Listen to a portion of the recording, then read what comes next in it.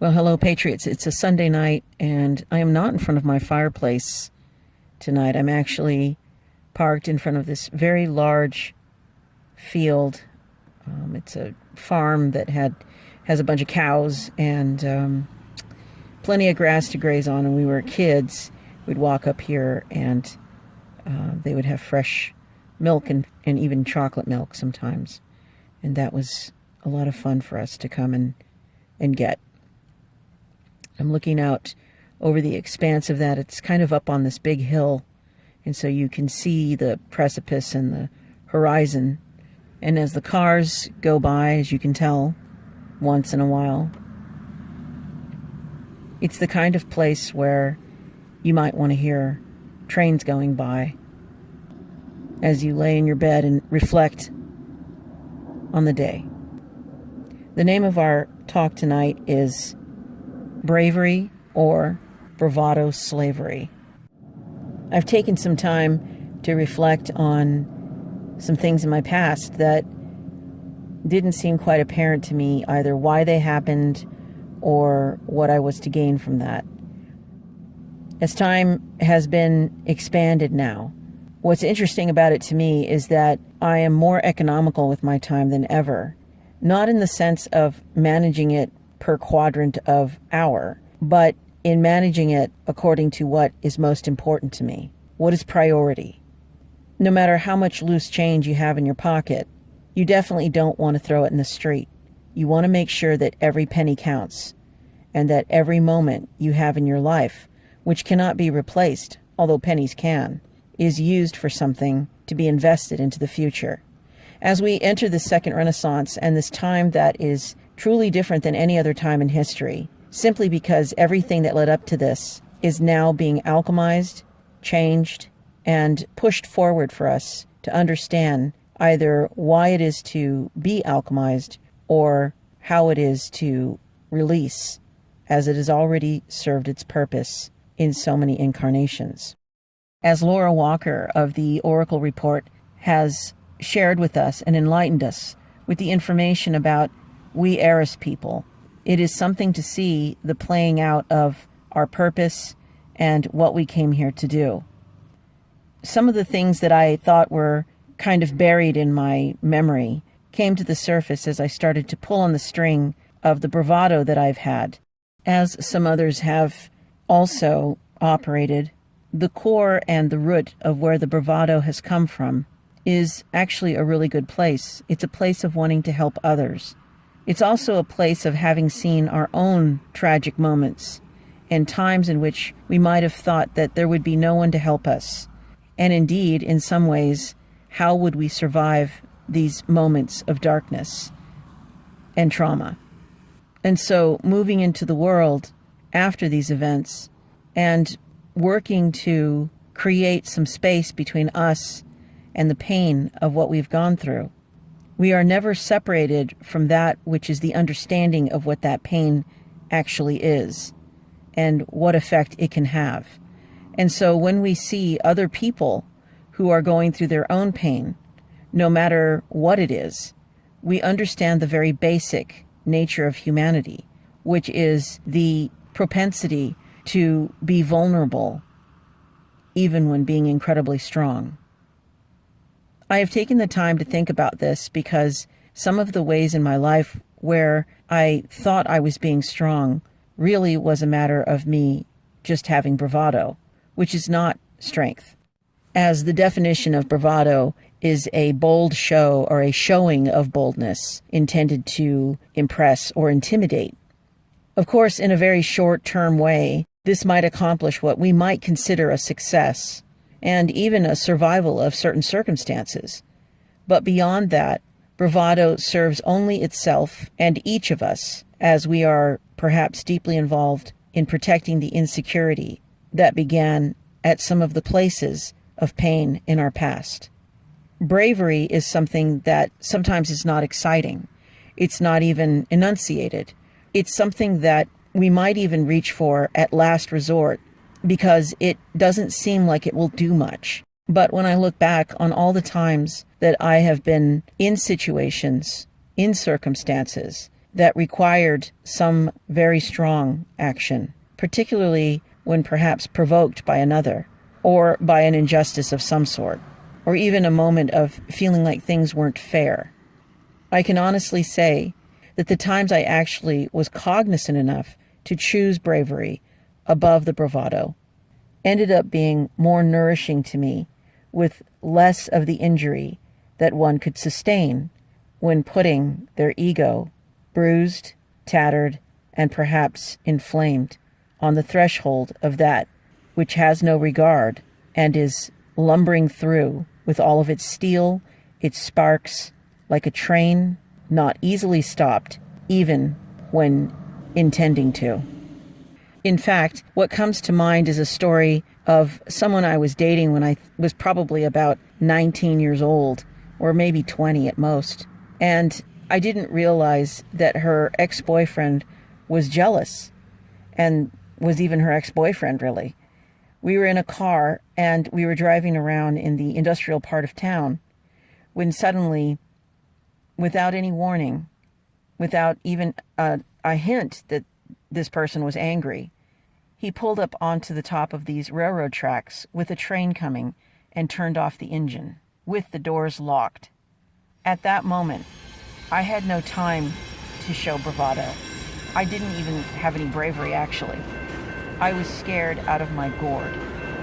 The train was approaching, and even though the imminent danger and perhaps demise of the three of us loomed and lumbered along towards us, he showed absolutely no sign still of anger, of fear, or even of recognition of what kind of situation we were in. At the last possible second, he put the keys in the ignition, turned it. The car thankfully turned on, and we drove away. Just in time. This is where the bravado kicked in.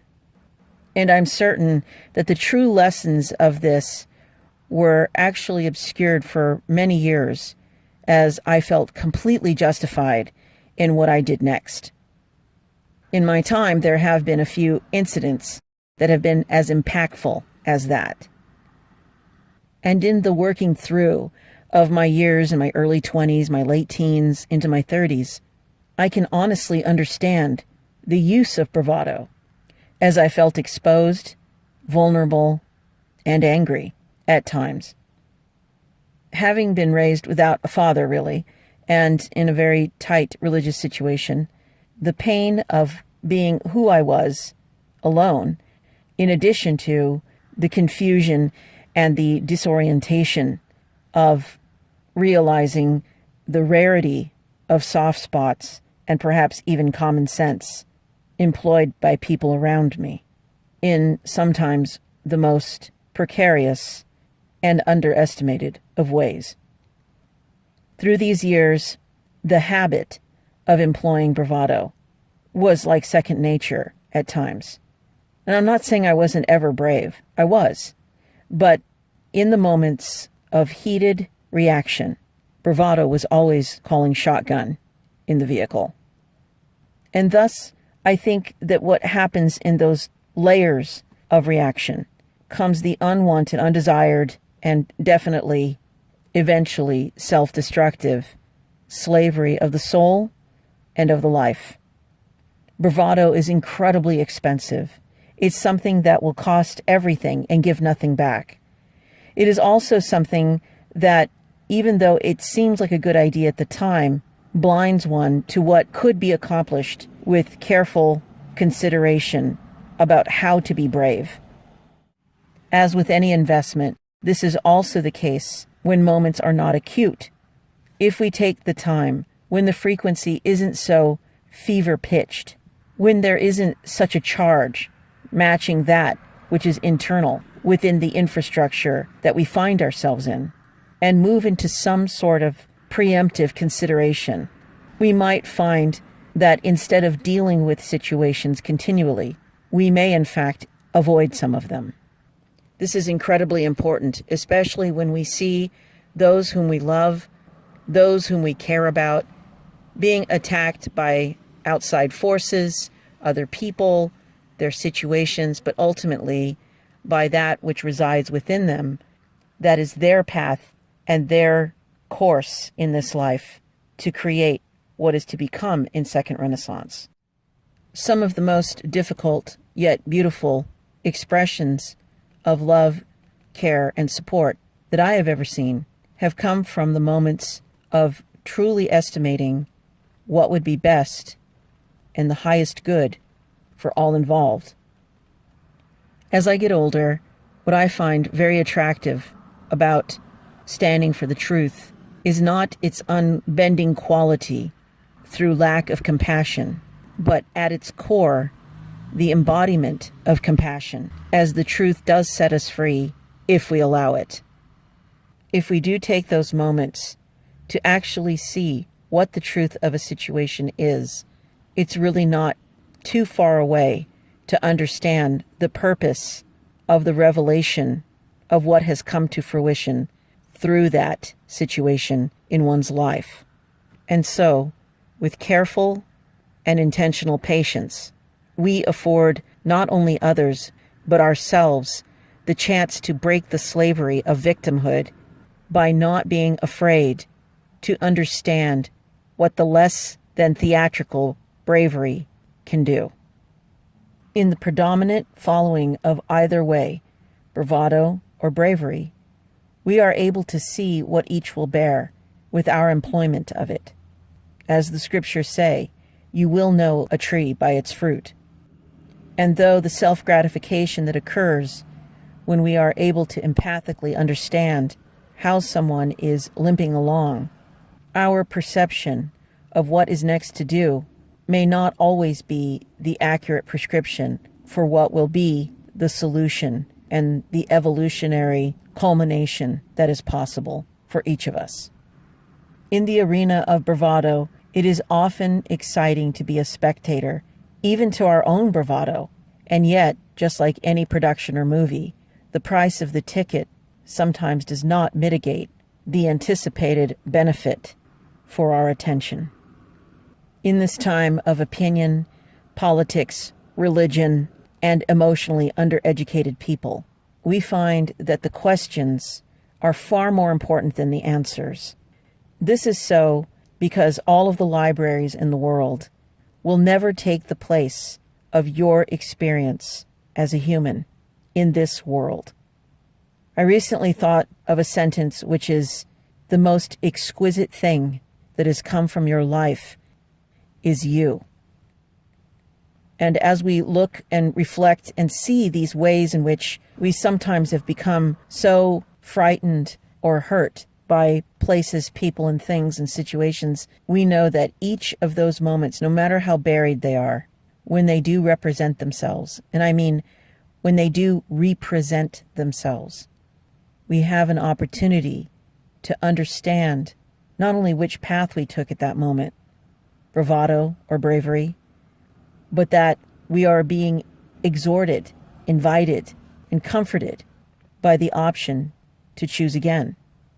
I used to say on the show, on the air, that we can change our past. And what I mean by that is that when we actually look back and see those painful moments for what they actually really are, and as we evolve and change and grow and learn and get older, we do have that capability to access wisdom that we couldn't access when we were children or teenagers or young adults, perhaps. And when we can really understand what actually happened in those moments and how our reaction shaped the story of what that was, and perhaps what became the burden that we carry around, we then evolve not only ourselves, but the meanings of these events so that our past, for its intent and purposes, does change. This is a precarious time, and I vacillate between excitement and mirth and joy to also seeing how this second Renaissance is inevitable, and yet I could have missed that opportunity to have as deep of an experience of it as I do by continuing to unexamine the bravado through which I had become a slave.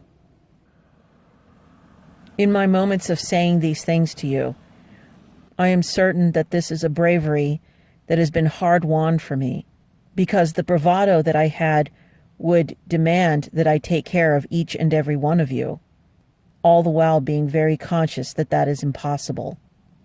And so releasing the bravado to be available to you in this way is a very brave thing for someone like me. Perhaps it's not that brave for other people, but it is for me. And so I trust that my words that are left for you can serve you and be something that you can lean on when those moments seem very tempting to employ bravado to separate you from the experience of your life and the experience of the bravery that is only possible when we realize our connection to God and its unfettering of you of the burden of thinking that you must take care of it all. I say this not because I've been driven to my knees about it, although there have been times in my life when I have been driven to my knees about certain things, and thus the realization has been very difficult in coming. But I say this because of my love of you and my care about what it is that I stand for. And now that my care has become careful, I am willing to disrobe this bravado more and more as I go along, so that I may be brave for you, so that I may be brave for me, and await the most exquisite thing that has come from your life, which is you in Second Renaissance.